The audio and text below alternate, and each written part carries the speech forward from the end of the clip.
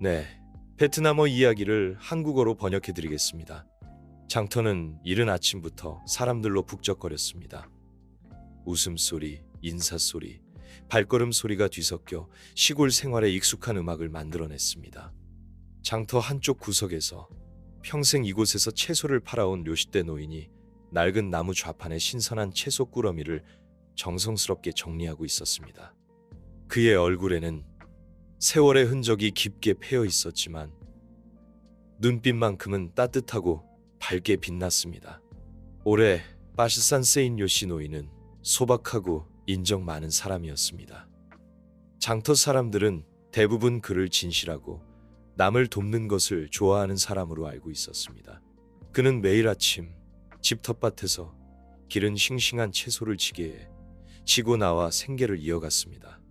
수입은 얼마 되지 않았지만 그는 검소한 생활을 유지하며 불평 한마디 없이 살아갔습니다.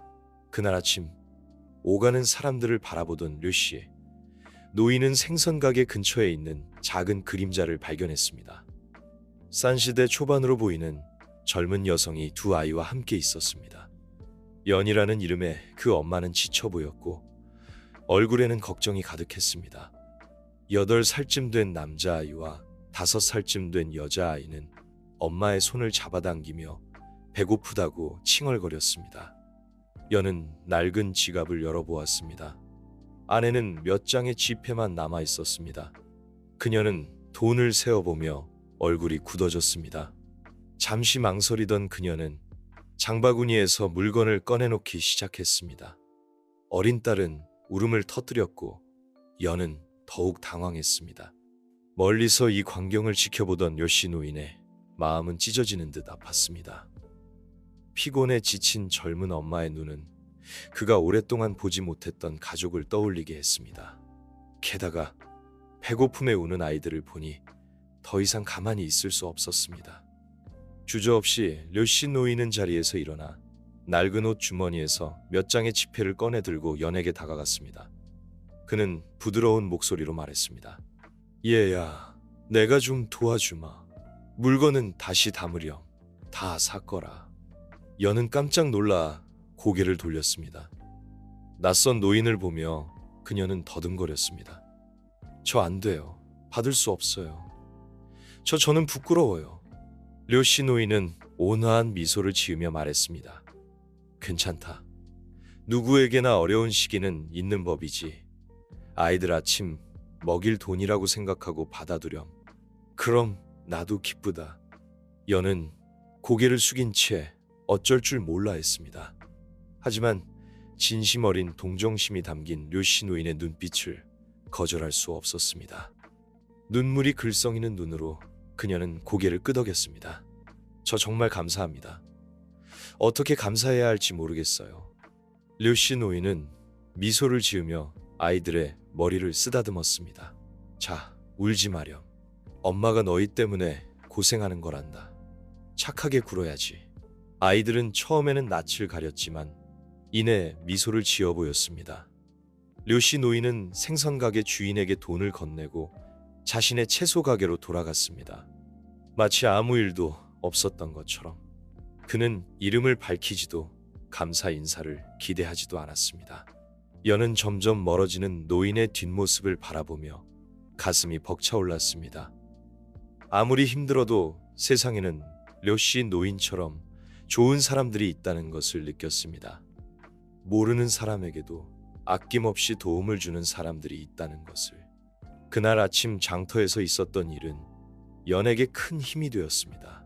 그날 아침 장사를 마친 료시 노인은 강변의 작은 골목길에 있는 자신의 집으로 돌아갔습니다. 오래된 기와지붕에는 이끼가 끼어 있었고 벽에는 세월의 흔적이 남아 있었지만 집안에는 평화로운 분위기가 감돌았습니다. 마당에는 작은 텃밭이 있었고 그곳에서 료시 노인은 배추, 시금치, 파, 상추 등 여러 가지 채소를 길렀습니다. 바로 이 채소들이 그를 수년간 먹여 살렸습니다. 집안에는 낡은 가구 외에는 별다른 것이 없었습니다. 나무 탁자와 몇 개의 의자, 그리고 벽에는 오래전 세상을 떠난 안에 탐 씨의 사진이 걸려 있었습니다. 탐 씨는 10년 전 갑작스러운 병으로 세상을 떠났고 그는 텅 빈 집에 홀로 남겨졌습니다. 자식들은 모두 도시로 나가 사업을 하고 있었고 명절이나 되어야 고향에 들렀습니다. 료씨 노인은 자식들을 원망하지 않았습니다. 도시 생활이 얼마나 힘든지 알고 있었기 때문입니다. 하지만 고요한 밤이면 외로움에 잠 못 이루는 날이 많았습니다. 바람에 나무십 스치는 소리, 마당에서 벌레 우는 소리가 텅 빈 집을 더욱 적막하게 만들었습니다. 그는 탐 씨의 사진을 바라보며 함께 살았던 시절을 회상하곤 했습니다. 달콤했던 기억과 씁쓸한 그리움이 교차했습니다. 매일 새벽, 류씨 노인은 해가 뜨기 전에 일어났습니다. 텃밭에 나가 시든 잎을 골라내고 채소에 물을 주었습니다. 이 채소들은 그의 생계수단일 뿐만 아니라 유일한 즐거움이기도 했습니다. 모든 일을 마치면 그는 채소를 낡은 자전거에 싣고 장터로 향했습니다. 작은 채소 가게에 앉아 그는 채소를 파는 것 외에도 손님들의 이야기에 귀 기울여 주었습니다. 사람들은 그의 온화한 성품과 남을 돕는 마음씨에 그를 좋아했습니다. 어떤 사람들은 채소값을 외상으로 달아놓기도 했지만 그는 재촉하는 법이 없었습니다. 그에게는 그들의 어려운 사정을 이해하는 것이 더 중요했습니다. 하지만 날이 갈수록 외로움은 더욱 깊어졌습니다. 장이 파하면 그는 쓸쓸히 자전거를 타고 집으로 돌아갔습니다. 텅 빈 집에서 긴 시간 동안 적막과 마주해야 했습니다. 요즘 들어 장터에서 만났던 젊은 엄마와 두 아이의 모습이 자꾸 떠올랐습니다. 그들은 잘 지내고 있을까? 먹을 것은 충분할까? 걱정이 끊이지 않았습니다. 지친 엄마의 얼굴과 슬픈 아이들의 눈빛이 그의 마음을 아프게 했습니다. 그날 저녁, 간소한 저녁 식사를 마친 료씨 노인은 마루에 앉아 강물에 비치는 달빛을 바라보았습니다. 시원한 바람이 불어오며 텃밭의 풀내음을 실어왔습니다. 그는 혼잣말처럼 중얼거렸습니다. 그날 장터에서 만난 젊은 엄마는 잘 지내고 있을까? 고생하는 모습을 보니 마음이 편치 않네. 그는 낡은 그네 의자에 몸을 기댔지만 눈은 감지 못했습니다. 그의 머릿속에는 그 가족 생각뿐이었습니다. 료씨 노인은 며칠 뒤 자신의 삶이 전혀 예상치 못한 방향으로 흘러갈 줄은 꿈에도 몰랐습니다. 며칠 후 료씨 노인이 채소를 정리하여 장터에 나갈 준비를 하고 있을 때 누군가 문을 두드렸습니다. 느리고 약한 노크 소리였습니다. 마치 두드리는 사람이 매우 지쳐있는 듯 했습니다. 료씨 노인은 서둘러 채소 꾸러미를 내려놓고 문으로 달려갔습니다. 문 앞에는 며칠 전 장터에서 도와주었던 연이 서 있었습니다.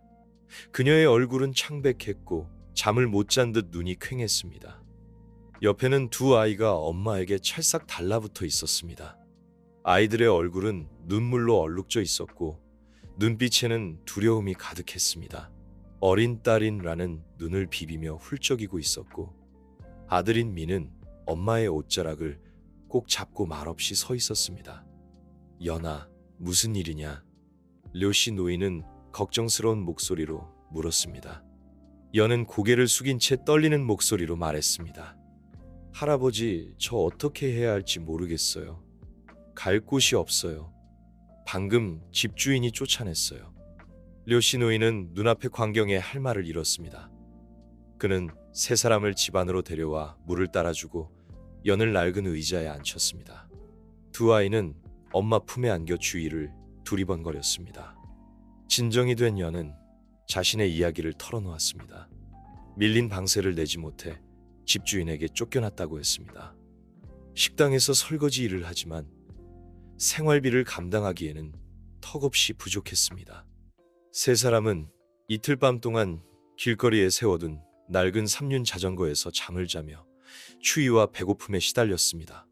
라는 감기에 걸렸지만 병원에 데려갈 돈이 없었습니다. 결국 연은 장터에서 자신을 도와주었던 료씨 노인을 떠올렸습니다. 할아버지를 귀찮게 하고 싶지 않았지만 정말 어떻게 해야 할지 몰라서 연은 눈물을 흘리며 말했습니다. 할아버지가 도와주시지 않으면 우리는 길거리에 나앉을 수밖에 없어요. 료씨 노인은 잠시 침묵을 지켰습니다. 그의 눈빛은 부드러웠지만 마음속에는 안타까움이 가득했습니다. 그는 연과 두 아이를 번갈아 바라보며 한숨을 쉬었습니다. 료씨 노인은 마음이 무거웠습니다.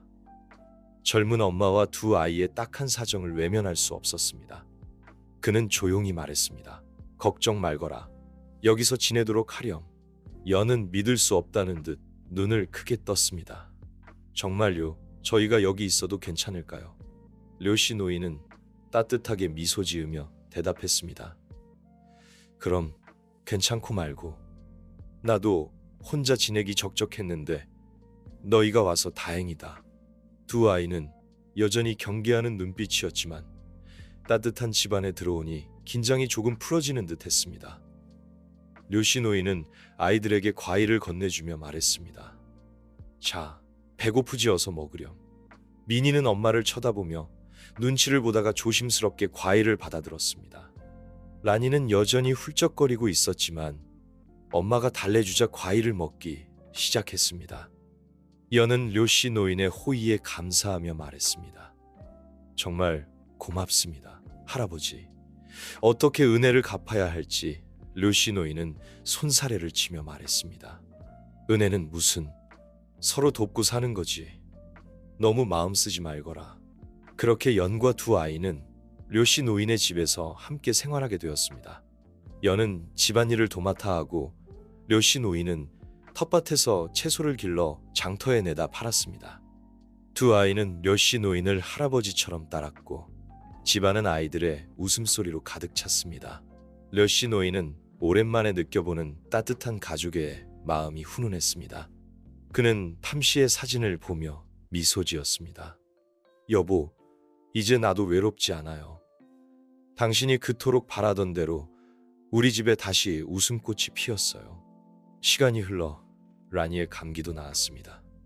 연은 료씨 노인의 도움으로 안정을 찾고 새로운 일자리를 구하기 위해 노력했습니다. 료씨 노인은 연에게 말했습니다. 얘야, 너무 서두르지 말거라. 네가 편안하게 지낼 수 있도록 내가 돕겠다. 연은 감사한 마음을 전하며 더욱 열심히 살아갈 것을 다짐했습니다. 어느 날 연은 료씨 노인에게 말했습니다. 할아버지, 저희 때문에 너무 신경 쓰시지 않아도 돼요.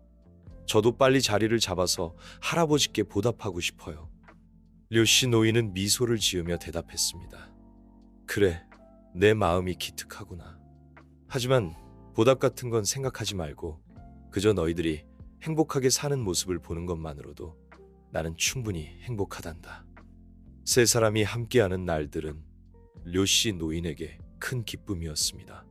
그는 텅 빈 집에서 홀로 외로워하던 시절을 잊고 새로운 가족과 함께 따뜻한 사랑을 나누며 살아갔습니다.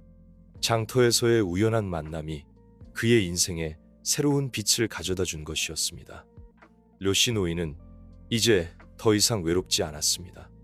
그의 삶은 따뜻한 사랑으로 가득 채워졌습니다. 얘야, 아무것도 걱정하지 마라. 너희 모자는 여기서 나와 함께 지내자. 내 집이 비록 작지만 아직 공간은 있다. 적어도 여기가 길거리보다는 따뜻할 것이다. 연희는 눈을 동그랗게 뜨고 노인을 바라보며 떨리는 목소리로 말했다. 저는 할아버지를 괴롭힐 수 없습니다. 저는 그저 하룻밤만 묵고 내일 아침에 떠나겠습니다. 여섯 할아버지는 고개를 저으며 엄격하지만 애정 어린 목소리로 말했다. 그런 말 하면 할아버지가 서운하다. 사람은 서로 함께 살면서 나눠야지. 이 집도 예전에는 아이들이 뛰어놀던 곳인데 너희 모자가 여기 머물면 할아버지도 기쁠 거야. 연희는 더 이상 아무 말도 하지 않고 고개를 숙인 채 눈물만 흘렸다. 두 아이는 무언가를 느낀 듯 조용히 엄마 품에 안겼다. 그날부터 여섯 할아버지의 작은 집에 활기가 돌기 시작했다. 할아버지는 집 옆 작은 방, 예전에 낡은 물건들을 쌓아두던 곳을 치우고 연희와 두 아이가 지낼 수 있도록 마련해 주었다. 매일 아침 할아버지가 텃밭에서 일찍 일어나 일을 하면 연희도 소매를 걷어붙이고 거들었다. 두 아이는 마당에서 뛰어놀며 맑은 웃음소리가 곳곳에 울려 퍼졌다. 하지만 그 평화로운 생활은 오래가지 못했다. 어느 날 오후 여섯 할아버지가 시장에서 돌아오니 연희가 부엌에 앉아 걱정스러운 표정으로 떨리는 손으로 전화기를 쥐고 있었다. 할아버지를 보자 그녀는 곧바로 일어섰다. 할아버지, 그 사람이 저에게 전화를 했어요. 그 사람 누구냐? 얘야. 여섯 할아버지는 눈썹을 치켜 올리며 물었다. 제 전남편이요. 연희는 두려움에 찬 목소리로 대답했다. 그자가 제가 어디 있는지 알아냈대요. 아이들을 데려가겠다고 그렇지 않으면 무슨 짓을 해서라도 아이들을 빼앗아 가겠다고 했어요. 여섯 할아버지의 눈빛이 날카로워졌다. 그는 주먹을 꽉 쥐고 단호하게 말했다. 걱정 마라, 얘야. 그놈이 감히 어쩔 수 없다. 너희 모자는 여기 있거라. 그렇게 말했지만 여섯 할아버지는 이 일이 간단치 않다는 것을 알고 있었다. 연희의 전남편은 그녀의 말에 따르면 도박과 마약에 빠져 폭력적인 성향을 가진 목적을 위해서라면 무슨 짓이든 서슴지 않는 자였다. 할아버지는 연희 모자를 보호하기 위해서는 자신이 생각했던 것보다 더 큰 어려움에 맞서야 한다는 것을 깨달았다. 바깥은 이미 어두컴컴한 밤이었지만 여섯 할아버지의 가슴 속에는 결연한 의지가 불타오르고 있었다. 무슨 일이 있어도 이 작은 가족을 해치려는 자는 누구든 용서하지 않겠다고 다짐했다. 그날 저녁 식사 후 여섯 할아버지는 낡은 나무 탁자 옆에 조용히 앉아 있었다. 연희는 두 아이를 재우고 방에서 나왔지만 좀처럼 잠이 오지 않았다. 전 남편의 협박에 마음이 불안했다. 혼자 앉아있는 할아버지를 보고 그녀는 조심스럽게 다가갔다. 할아버지, 아직 안 주무셨어요. 연희는 할아버지를 놀라게 하지 않으려고 작은 목소리로 물었다. 여섯 할아버지는 고개를 들고 따뜻하게 웃었다. 괜찮다, 얘야. 너는 어서 쉬지 않고. 연희는 고개를 저으며 할아버지 맞은편 의자에 앉았다. 잠시 망설이다가 조심스럽게 말했다. 할아버지, 저희 모자를 많이 도와주셔서 정말 감사해요. 하지만 그 사람이 정말 여기까지 찾아올까봐 걱정이에요. 할아버지께 폐를 끼치고 싶지 않아요. 여섯 할아버지는 연희를 바라보며 단호한 눈빛으로 말했다. 걱정 마라. 그놈이 여기 온다면 내가 알아서 처리할 테니 너희 모자는 안심하고 여기 있거라. 내가 돕겠다고 약속했으니 절대 모른 척하지 않을 것이다. 연희는 고맙다는 인사를 하며 고개를 숙였지만 마음은 여전히 무거웠다. 잠시 침묵이 흐른 뒤 그녀는 머뭇거리며 물었다. 할아버지, 할아버지는 두려움을 느껴보신 적 없으세요? 만약 모든 일이 통제 불능 상태가 된다면요. 여섯 할아버지는 깊은 한숨을 내쉬며 먼 곳을 바라보았다. 연희의 질문이 그의 마음속 깊은 곳을 건드린 듯했다. 몇 분간의 침묵 후 그는 천천히 이야기를 시작했다. 나도 젊었을 때 행복한 가정을 꾸렸었지. 나와 아내는 딸 하나를 낳았는데 참 착한 아이였단다. 이름은 행이라고 지었지. 하지만 인생이 어디 쉬운가. 연희는 조용히 할아버지의 이야기에 귀를 기울였다. 그 당시 우리 집은 가난해서 행이를 제대로 가르쳐줄 형편이 못 됐다. 18살이 되던 해, 행이는 도시로 가서 돈을 벌겠다고 했지. 부모님을 돕고 싶다고. 그때 나와 아내는 보내고 싶지 않았지만 아이가 너무 완강해서 결국 보내주었지. 여섯 할아버지의 눈가에 슬픔이 어렸다. 처음에는 행이가 자주 편지를 보내왔다. 어떻게 지내는지, 무슨 일을 하는지. 하지만 시간이 지날수록 편지가 뜸해지더니 결국 연락이 완전히 끊겼다. 나는 온갖 방법을 동원해서 행이를 찾아보려 했지만 도시는 너무 넓고 사람은 너무 많아서 찾을 수가 없었어. 그때부터 나는 아내만 바라보고 살았지. 할아버지의 목소리가 가라앉았다. 그러다 아내마저 세상을 떠났다. 나는 여기 혼자 남았다. 매일 행이가 돌아오기를 기도하며 살았지. 하지만 수십 년이 지났는데도 아무 소식도 없구나. 연희는 가슴이 미어지는 듯했다. 항상 낙관적이고 강인해 보였던 여섯 할아버지가 이렇게 깊은 슬픔을 간직하고 있었을 줄은 몰랐다. 할아버지, 아직도 행이를 기다리시나요? 여섯 할아버지는 고개를 끄덕이며 벽에 걸린 낡은 사진을 바라보았다. 행복했던 시절, 가족 사진이었다. 그래, 아직도 기다리고 있다. 부모 된 사람은 자식이 어디에 있든 어떻게 살든 언제나 돌아오기를 바라는 법이다. 잠시 후 여섯 할아버지는 연희를 돌아보며 따뜻한 목소리로 말했다. 얘야, 너희 모자를 보니 옛날 우리 가족 생각이 난다. 아마 그래서 너희를 더 챙겨주고 싶었나 보다. 여기를 내 집처럼 편히 생각하고 지내렴. 내가 너희를 지켜주마. 누군가 우리 가족을 지켜줬으면 하고 바랐던 것처럼. 연희는 눈물을 글썽이며 고개를 숙였다. 고마움의 말을 잊지 못했다. 그녀에게 여섯 할아버지는 단순한 은인이 아니라 존경스러운 아버지 같은 존재였다.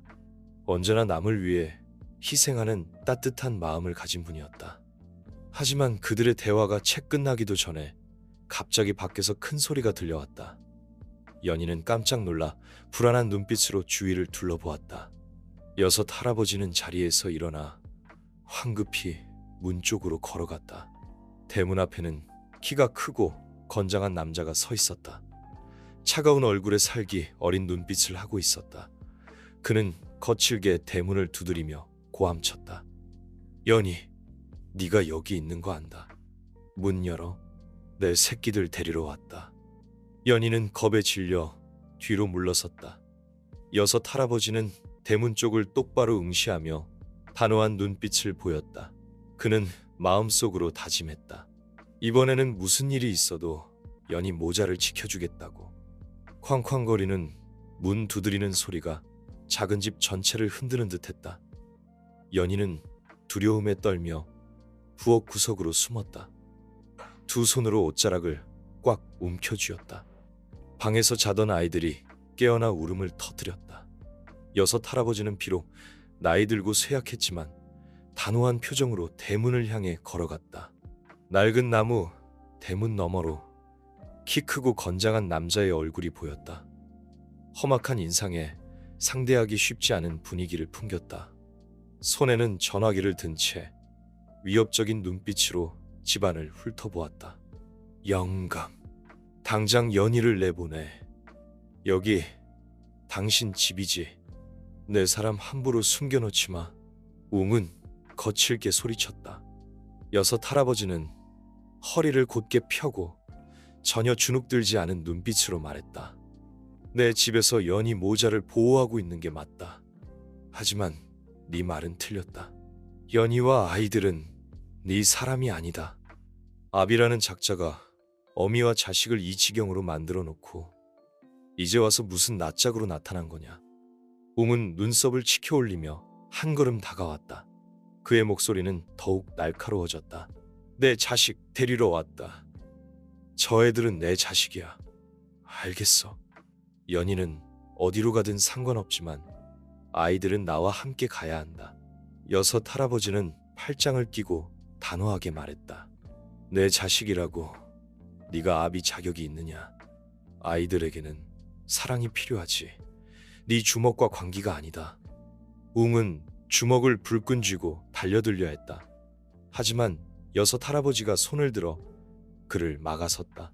그때 연희가 겁에 질린 얼굴로 부엌에서 뛰쳐나왔다. 하지 마세요. 제발. 연희는 아이들을 품에 안고 웅 앞을 가로섰다.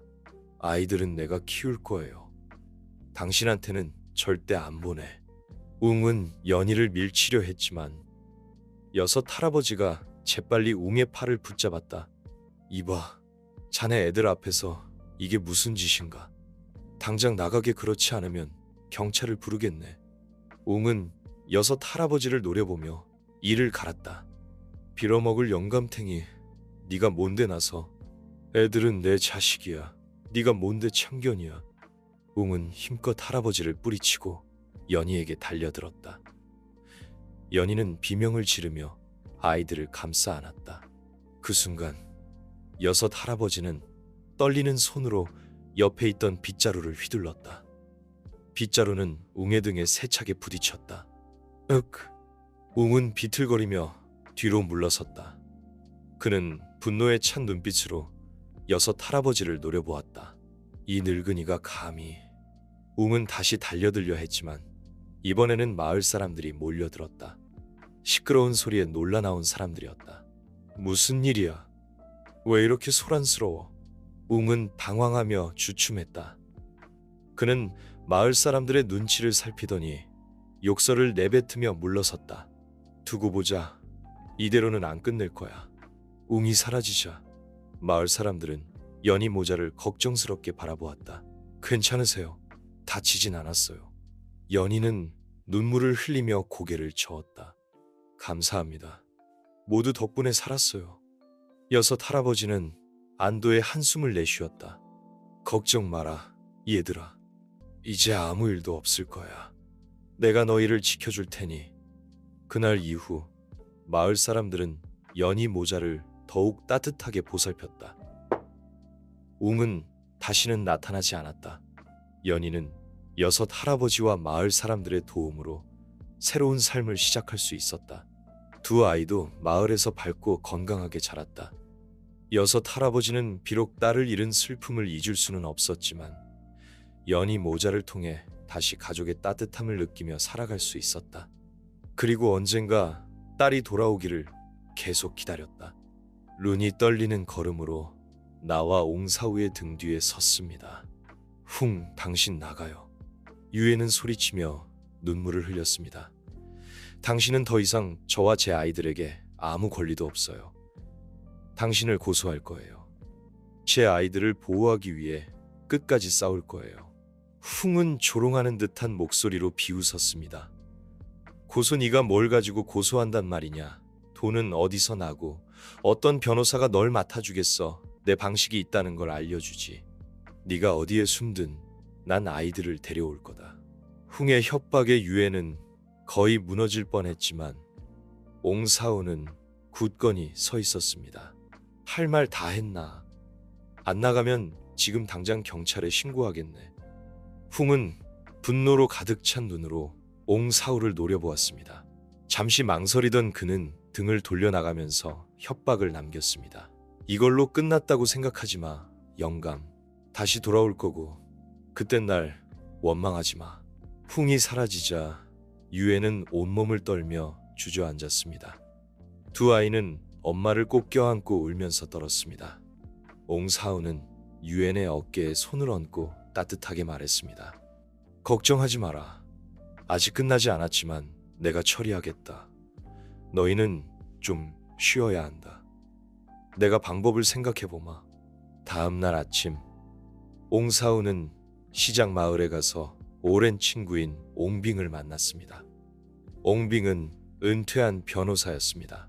옹사우의 이야기와 유엔의 상황을 들은 옹빙은 주저없이 도움을 주겠다고 했습니다. 공식적으로 일하지는 않지만 옛 동료들을 알고 있네. 폭행과 협박에 대한 명확한 증거가 있다면 우리는 법원에 유엔에게 완전한 양육권을 주고 그 남자의 접근을 금지해달라는 소송을 제기할 수 있네. 옹사우는 안도의 한숨을 내쉬었습니다. 옹빙의 말은 어둠 속 한 줄기 빛과 같았고 희망을 보여주었습니다. 유엔의 이야기가 퍼지자 시장에서 장사하는 사람들은 평소 옹사우를 좋아했던 만큼 기꺼이 도움을 주었습니다. 그들은 유엔이 변호사를 선임하고 기본적인 비용을 충당할 수 있도록 소에게 돈을 모았습니다. 유엔은 감동의 눈물을 흘렸습니다. 오랜만에 따뜻한 인정을 느꼈습니다. 그녀는 쿵이 자신과 아이들을 더 이상 협박하지 못하게 하겠다고 결심했습니다. 며칠 후 유엔이 공식적으로 소송을 제기하자 쿵은 즉각 반응했습니다. 그는 개인 변호사를 고용하고 모든 폭행 혐의를 부인했으며 심지어 유엔이 엄마로서 자격이 없다는 소문을 퍼뜨리기까지 했습니다. 하지만 유엔과 옹사우가 제공한 증거 덕분에 그의 거짓말은 서서히 드러났습니다. 예비 심리에서 유엔은 법정에 서서 지옥 같았던 지난 세월을 이야기했습니다. 그녀의 눈물과 아버지처럼 그녀를 보호해준 옹사우의 모습에 법정에 있는 모든 사람들이 감동했습니다. 흥의 폭력과 협박에 대한 증거가 제출되자 그는 평정심을 잃고 큰 소리로 욕설을 퍼부었고, 이는 판사가 그의 인격에 대해 더욱 의심하게 만들었습니다. 마침내 법원은 판결을 내렸습니다. 유엔은 아이들에 대한 완전한 양육권을 얻었고 흥에게는 접근 금지 명령이 내려졌으며 유엔과 아이들을 괴롭히는 것이 금지되었습니다. 흥은 분노하며 법정을 나섰지만 유엔은 더 이상 두려워하지 않았습니다. 오랜만에 자신의 삶을 되찾은 기분이었습니다. 재판 후 옹사우의 집은 다시 평화로워졌습니다. 두 아이는 마당에서 즐겁게 뛰어놀았고 맑은 웃음소리가 푸른 채소밭 사이로 울려 퍼졌습니다. 옹사우는 나이가 들고 몸이 약해졌지만 유엔과 두 아이를 볼 때마다 말로 표현할 수 없는 기쁨을 느꼈습니다. 유엔은 옹사우를 은인이자 가족으로 여겼습니다. 그녀는 일자리를 찾기 시작했고 열심히 삶을 재건했습니다. 옹사우와 친절한 이웃들의 도움으로 그녀의 미래는 점점 밝아졌습니다. 어느 화창한 아침, 따스한 햇살이 옹사우의 작은 텃밭에 가득 쏟아졌습니다. 두 아이 민과라는 푸른 채소밭 사이에서 즐겁게 뛰어놀고 있었습니다. 아이들의 맑은 웃음소리가 평화로운 공간에 생기를 불어넣었습니다. 유엔은 현관에 서서 물 한 컵을 들고 아이들을 바라보았습니다. 그녀의 얼굴에는 더 이상 걱정스러운 기색이 없었고 오랫동안 찾아 헤매던 평온함이 자리 잡고 있었습니다. 마당 한쪽에서는 옹사우가 몸을 굽혀가 심은 배추 모종을 돌보고 있었습니다. 나이가 들어 예전 같지 않은 건강에도 불구하고 푸른 텃밭과 생기 넘치는 집을 보는 기쁨에 그는 젊어지는 듯 했습니다. 옹사우는 고개를 들고 유엔이 다가오는 것을 보았습니다. 새 일자리 구하러 가는 거냐? 옹사우는 그녀의 손에 들린 작은 가방을 보며 물었습니다. 유엔은 고개를 끄덕이며 미소를 지었습니다. 네, 마을 식당에 면접 보러 가요. 합격하면 저녁에 아르바이트를 할 수 있을 거예요. 낮에는 계속 할아버지 텃밭 일을 도울 수 있고요. 옹사우는 자랑스러운 눈빛으로 웃었습니다. 잘 됐구나. 부지런하면 금방 자리 잡을 거다. 유엔은 고개를 숙이며 울먹였습니다. 할아버지가 아니었으면 저희는 어떻게 됐을지 모르겠어요. 할아버지 덕분에 다시 시작할 수 있었어요. 정말 감사합니다. 옹사우는 고개를 저으며 그녀의 손을 잡았습니다. 그런 생각 말아라. 가족끼리 그런 말 하는 거 아니다. 너희들이 여기 있어서 나도 기쁘다. 이제 집이 쓸쓸하지 않고 아이들 웃음소리도 들리고 말벗도 있고 내가 오히려 고맙다. 어느 날 옹사우가 시장에서 채소를 팔고 있을 때 젊은 여성이 그의 가판대로 다가왔습니다. 그녀는 잠시 옹사우를 바라보다가 조심스럽게 말을 건넸습니다. 여섯째, 아저씨 맞으시죠? 옹사우는 고개를 들고 놀랐습니다. 눈앞에는 익숙하지만 더 성숙하고 차분해진 얼굴이 있었습니다. 그 눈, 절대 잊을 수 없는 그 눈은 바로 그의 잃어버린 딸 행의 눈이었습니다. 행, 너 행 맞니? 옹사우는 떨리는 목소리로 말하며 손을 뻗었습니다. 네. 아빠. 젊은 여성은 울음을 터뜨리며 옹사우에게 달려가 안겼습니다. 지나가던 사람들은 감동적인 재회 장면을 호기심 어린 눈으로 바라보았습니다. 옹사우는 아무 말도 할 수 없었습니다. 그저 딸을 품에 꼭 안고 눈물을 흘릴 뿐이었습니다. 행은 오랜 세월 동안 가정을 꾸리고 안정된 삶을 살았지만 부모님과 연락이 끊긴 채 살아야 했던 고통을 이야기했습니다. 옹사우의 소식을 들은 그녀는 곧장 달려왔다고 했습니다. 행의 귀환은 옹사우에게 더없이 소중한 선물이었습니다. 작은 집은 이제 민과란의 웃음소리뿐 아니라 행과 그녀의 가족들로 가득 찼습니다. 행은 자주 아이들을 데리고 아버지를 찾아와 함께 텃밭을 가꾸고 이야기꽃을 피웠습니다. 유엔은 이제 작은 식당에서 안정적인 일자리를 얻었고 옹사우를 제 아래 아버지처럼 여겼습니다. 그녀는 옹사우를 모시기 위해 떠나지 않고 그곳에 남기로 결심했습니다. 아이들이 사랑 넘치는 환경에서 자라기를 바라는 마음에서였습니다. 그 후로 작은 집은 웃음소리로 가득 찼습니다. 민과라는 옹사우를 외할아버지처럼 따르며 옹사우가 흔들의자에 앉아 쉴 때면 그의 곁으로 달려갔습니다. 행도 자주 아이들을 데리고 놀러왔고 그럴 때마다 집안은 활기로 넘쳤습니다. 어느 오후 옹사우는 현관에 앉아 푸른 텃밭을 바라보았습니다. 아이들이 뛰어노는 소리와 웃음소리가 그의 귓가에 울려 퍼졌습니다. 그는 연못가에서 채소를 다듬는 유엔과 아이에게 책을 읽어주는 행을 바라보았습니다. 그의 마음은 기쁨으로 가득 찼습니다. 하늘에 감사합니다. 그는 마치 아내에게 말하듯 나지막이 속삭였습니다. 여보, 이제 우리 집에 부족한 게 없소. 더 이상 외롭지 않소. 여보, 정말 행복하오. 저녁 노을이 텃밭을 황금빛으로 물들이며 평화로운 풍경에 아름다움을 더했습니다. 두려움과 불안으로 가득했던 날들은 지나가고 평범하지만 행복한 일상이 찾아왔습니다. 사랑과 나눔이 모든 어려움을 이겨낸 곳, 그곳이 바로 그들의 집이었습니다. 옹사우의 작은 집은 재생의 상징이 되었습니다. 따뜻함과 친절이 그곳에서 하나의 가족을 그 무엇도 깨뜨릴 수 없는 따뜻한 보금자리를 만들었습니다. 완벽하지는 않지만 그 집에 사는 사람들은 마음속 평화라는 가장 소중한 것을 찾았습니다. 모두가 갈망하는 바로 그것을. 그 작은 집, 옹사우의 집은 시간이 흐르면서 더욱더 따뜻하고 활기찬 공간으로 변해갔습니다. 유엔은 식당 일에 익숙해지면서 점차 실력을 인정받았고 옹사우의 텃밭은 그녀의 정성스러운 손길 덕분에 더욱 풍성한 수확을 거두었습니다. 아이들, 민과라는 훌쩍 자라 동네 아이들과 어울려 뛰어놀며 밝고 건강하게 자랐습니다. 옹사우는 비록 나이가 들었지만 아이들의 제잘거리는 소리와 유엔의 살뜰한 보살핌 속에서 행복한 노년을 보냈습니다. 행은 남편과 아이들과 함께 정기적으로 옹사우의 집을 방문했습니다. 행의 남편은 옹사우를 친아버지처럼 공경했고 아이들은 민과란과 함께 뛰어놀며 새로운 가족의 정을 쌓아갔습니다.